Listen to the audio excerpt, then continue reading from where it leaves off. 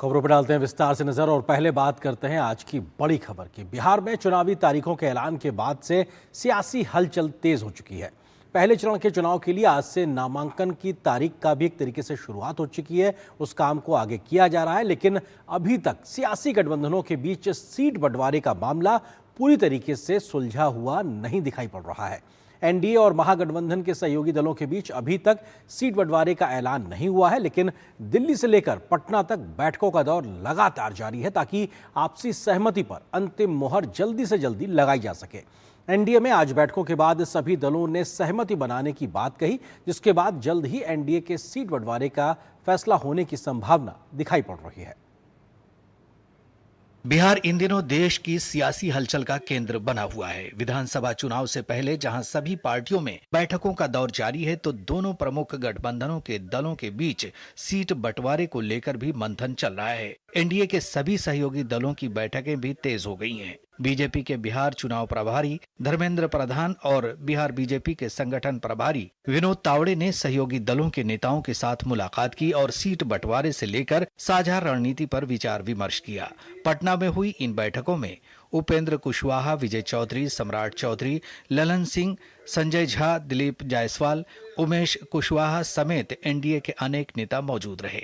2025 फिर से नीतीश, तो सीटों का बंटवारा स्वाभाविक रूप से गठबंधन का घटक दल होता है तो उम्मीदें रहती है, लेकिन समय हो जाएगा। ना ना ना, कोई नाराज नहीं, मोहब्बत भरा संघर्ष होता है हमारे यहाँ। पटना में बीजेपी नेता और केंद्रीय मंत्री नित्यानंद राय ने चिराग पासवान से मुलाकात की, जिसके बाद दोनों ही नेताओं ने मीडिया से बात करते हुए आश्वस्त किया कि एनडीए में सब कुछ ठीक है। हम लोग पहले ही डिस्कस कर लेना चाहते हैं ताकि बाद में गठबंधन के भीतर किसी भी चीज को लेकर, सीटों को लेकर, प्रत्याशियों को लेकर, कहां पे कौन कैसे प्रचार करेगा, कैसे, हर चीज को विस्तार से हम लोग चर्चा करना चाहते हैं, जो कि बहुत अच्छे से हुई है, हो रही है। चिराग पासवान जी ने आपको बहुत स्पष्ट शब्दों में कहा है और बिहार में एनडीए की सरकार बनाने की उनकी मन की जो योजना है उस पर बहुत विस्तृत से आपको बताया। सब सकारात्मक है, कहीं कुछ नहीं है। उधर महागठबंधन के सहयोगी दलों में भी बैठकों का दौर जारी है। पटना में शुक्रवार को आरजेडी के संसदीय दल की बैठक हुई, जिसमें पार्टी नेताओं ने राष्ट्रीय अध्यक्ष लालू यादव को सीट बंटवारे पर फैसला लेने के लिए अधिकृत किया है और चुनावी रणनीति पर चर्चा की। गठबंधन कोऑर्डिनेशन कमेटी के चेयरमैन तेजस्वी जी हैं और सभी घटक दलों से वो बात भी किया और अंतिम परिणति तक मामले पहुंच गए।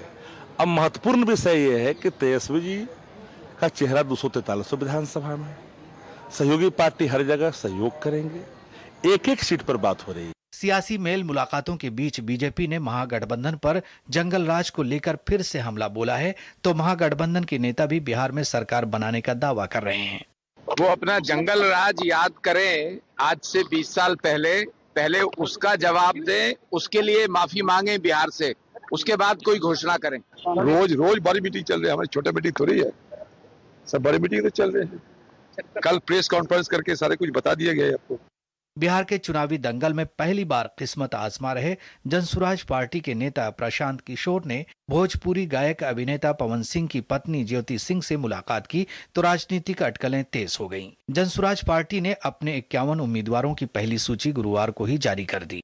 जहां राजनीतिक दल अपनी अपनी जोर आजमाइश में लगे हुए हैं, इस बीच बिहार चुनाव आयोग ने बयान जारी करके कहा है कि बिहार राज्य में विशेष गहन पुनरीक्षण अभियान 2025 के दौरान 9 अक्टूबर तक सभी विधानसभा क्षेत्रों में निर्वाचक निबंधन पदाधिकारी द्वारा मतदाता सूची में नाम जोड़ने या हटाने के संबंध में लोक प्रतिनिधित्व अधिनियम की धारा 24A के अंतर्गत जिला दंडाधिकारी को कोई अपील प्राप्त नहीं हुई है। बिहार में एसआईआर की प्रक्रिया के बाद हो रहे विधानसभा चुनाव 2 चरणों में होंगे, जिसके तहत 6 और 11 नवंबर को वोटिंग होगी, तो 14 नवंबर को नतीजे सामने आएंगे। Bureau report, DD news.